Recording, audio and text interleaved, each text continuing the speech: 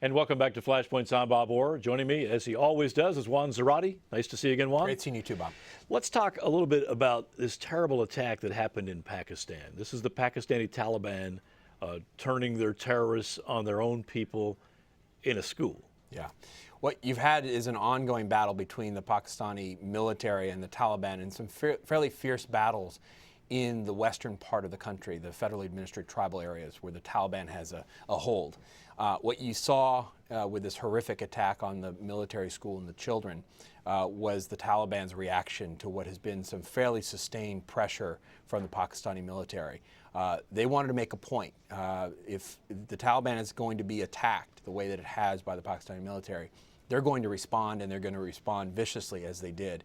And we saw this with this attack. So wanton violence against children, the use of attackers, suicide bombs, the full sort of panoply of weaponry that the Taliban has brought against this school.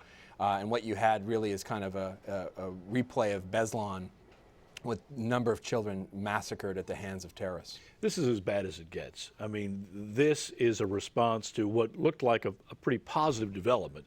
Pakistani government, the military, they were pushing hard in these tribal areas, and by all accounts, making pretty good progress for the first time in a while. Yeah, and keep in mind the Pakistani military and state runs in phases in terms of its degree of conflict and confrontation with the Taliban and other groups with which it has made accommodations in the past. And so there are these cycles of conflict and accommodation, and what you see is this is a period of great conflict, and this is an episode. The real question here, Bob, is does this steel the spine of the Pakistani people, the state, the military, to be further sort of aggressive and confrontational with the Taliban, or does this begin the question of accommodation and negotiation yet again? I have to believe that this is so horrific that it has touched so much of sort of the Pakistani psyche that it's going to steal the political and military reserve and spine of the country, and they're going to continue with their offensives against the Taliban.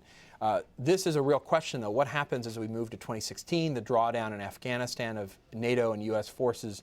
What does a Pakistani state do when it has, in some ways, made a pact with the devil, some of these groups, in order to influence in Afghanistan? We'll just have to see. We've seen this happen, not quite on this horrific scale, but we've seen this happen before, where the government would take on these terror groups, and then something would happen, they'd back off, and it's kind of like one step forward, one step back. But you're saying here you think this is so bad that the government may be forced to double down here. Yeah, and you've heard this from the political leadership already, that this is going to solidify their sense that they have to take on at least the Pakistan Taliban. And keep in mind, you've got different factions of the Taliban. You've got the Afghan Taliban, with which the Pakistanis have really had an arrangement and accommodation. There's the Haqqani network, which has served as a facilitator for al-Qaeda and the Taliban. They've been accommodated to a certain extent. There have been the al-Qaeda elements that the Pakistanis have really gone after pretty aggressively. And then the Pakistan Taliban, the TTP, this coalition of forces that have really fought the Pakistani state.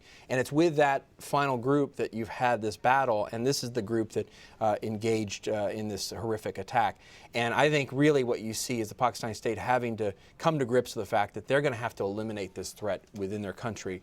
Otherwise, they're going to face this instability for years to come. What's the end game, though? I mean, do they just have to eliminate? It seems very hard to do, to eliminate the threat of the Pakistani Taliban? Yeah, I think there has to be a degree of pure confrontation here. I'm not sure what the accommodation looks like. The times when the Pakistani military has tried to accommodate is when they've allowed the Pakistani Taliban, with their allies, to include al-Qaeda, to take control of cities like Miram Shah or places like North Waziristan or South Waziristan, to basically create no-go zones for the Pakistani still terrorist state. Strongholds. It's terrorist strongholds, and the reality is that sort of deal is coming back to bite the Pakistani state. This isn't just a matter of trying to affect what's happening in Afghanistan or other places like India, but really this is rebounding to really negative effects in Pakistan, and this is a reflection of it. They've made deals with the wrong people, and they're now having to fight them off in a very serious way. Terrible price to pay, though, for that. Absolutely. Juan, thanks as always. Thank you, Bob. And thanks to you for watching Flashpoints. I'm Bob Orr. We'll see you next time.